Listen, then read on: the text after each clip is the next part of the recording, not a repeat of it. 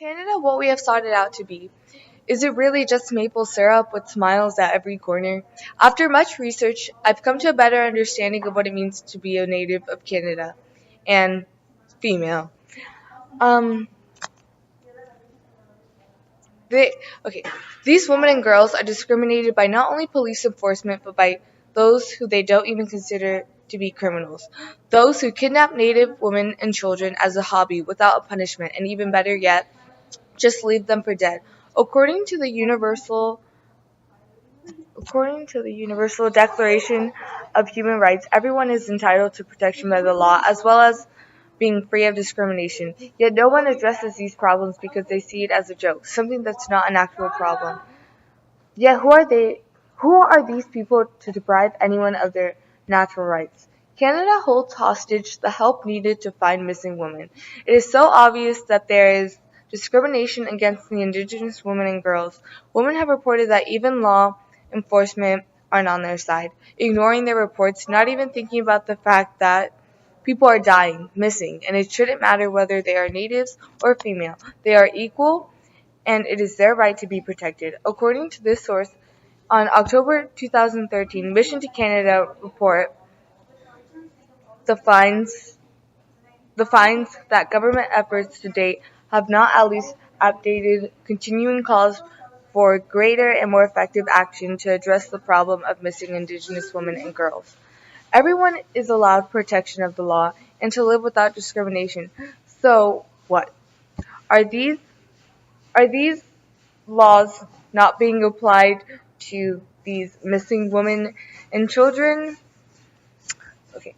For years now, this has been an issue. In 2013, quoting, 1,200 Native women and girls have disappeared or been murdered in Canada over the last 3 decades. The number of murdered and missing Indigenous women has clearly increased since then because of the struggle to take an effect on what's happening, to make a change, because nobody really listens to these issues because they don't really care. Long ago, women went missing on the Highway of Tears, and it's now basically a legend for no woman to walk down that road in broad daylight. Someone could blend into the mist of day, and without a sound, it's like no one even knew that person went missing.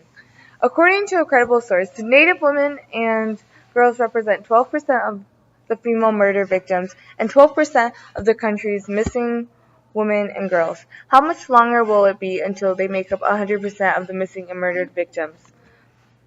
Let's not get to that point because no life should be, no thought.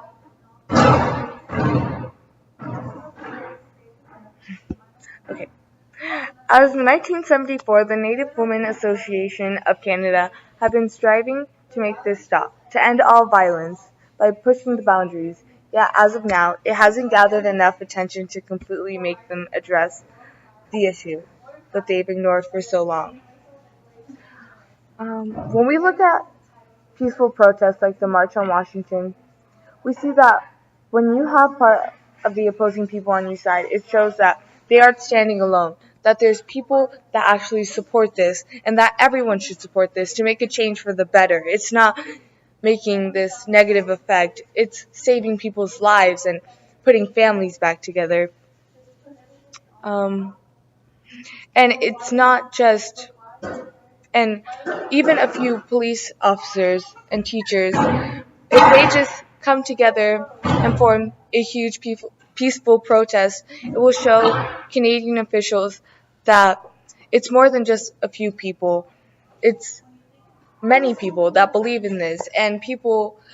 I'm sure not every police officer believes that this isn't a big deal. There are probably those who are also natives of Canada who are police officers that believe that this needs to be changed and fixed, and everyone everyone should be allowed to live their lives with their families, because why should anybody be deprived of that? Just like why are these people being deprived of protection and equality and discrimination and all that stuff? Okay, so the Native Women's Association of Canada has been standing alone for years, realizing that they mean nothing to people of higher power.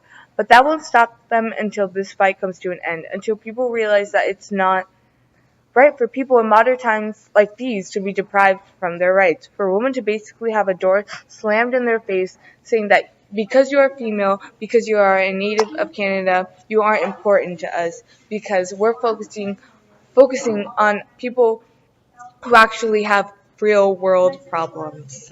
Okay.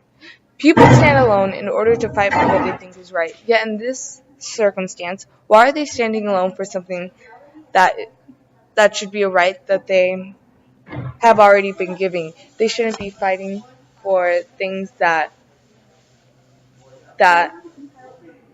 is natural to them as a human.